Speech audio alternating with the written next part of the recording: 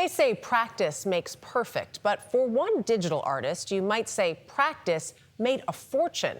Michael Winkleman, known to the art world as Beeple, honed his craft without hope of an obvious payday until a work representing years of daily toil sold for tens of millions of dollars.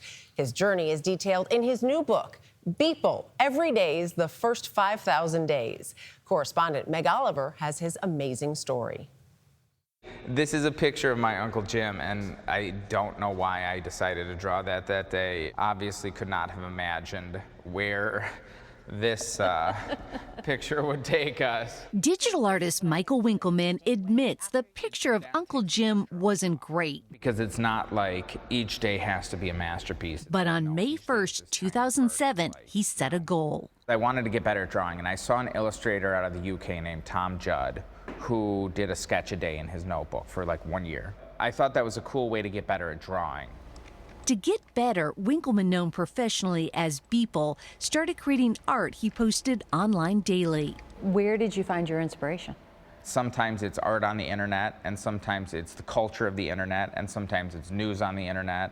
After 365 works the first year, he moved on to posting 3D renderings, tackling politics, pop culture, and power dynamics, creating cartoon-like and in-your-face images. After the first year, what was the end goal? Did you think, okay, I'm just going to keep doing this, and for how long?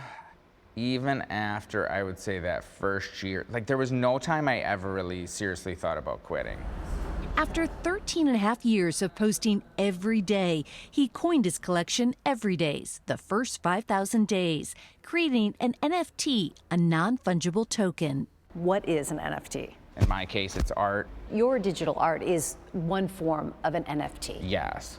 My digital art is just one use case of this technology that I believe will be like web pages, that it'll be like, this is a idea of just owning a virtual thing that I think could be applied to a lot of different things. Winkleman grew up in Fond du Lac, Wisconsin. His dad was an electrical engineer, and his mom worked at a senior center. It was very boring. There was not a lot to do, and there was definitely no art. The first time we got a computer, I was in 4th grade, and it was very immediately like this was the thing. At 41 years old, he's now considered one of the most celebrated digital artists of our time.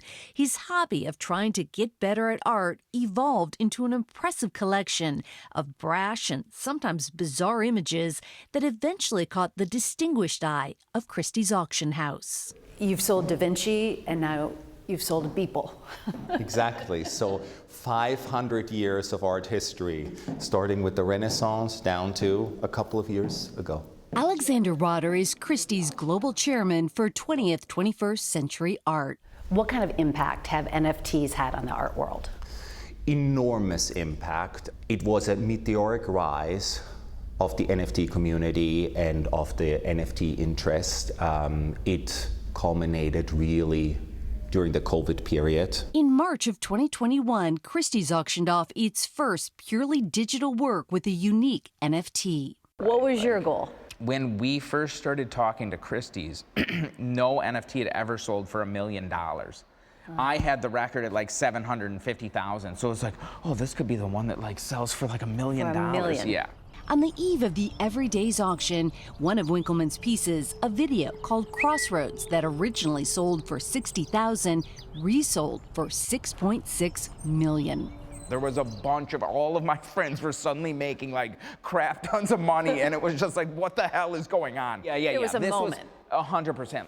We're watching the closing of the auction. In the final minutes of the auction, surrounded by family in Wisconsin, Winkleman was on the edge of his seat, staring at a bid for $25 million. Because, you know, you could see the number going up, and it blinked from 25 million to 50 million, and that's when I jumped off the couch, because it was just like, what in the is going on?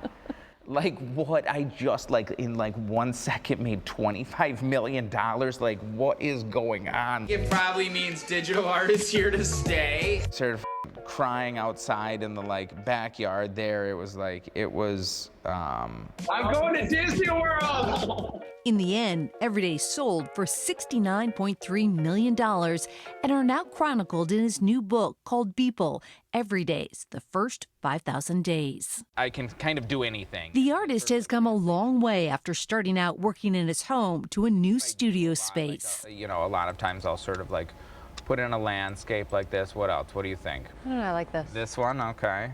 This is his 22,000 square foot exhibition and experiential space he opened this year in Charleston, South Carolina. It's a place to bring the community together around education and a love for digital art.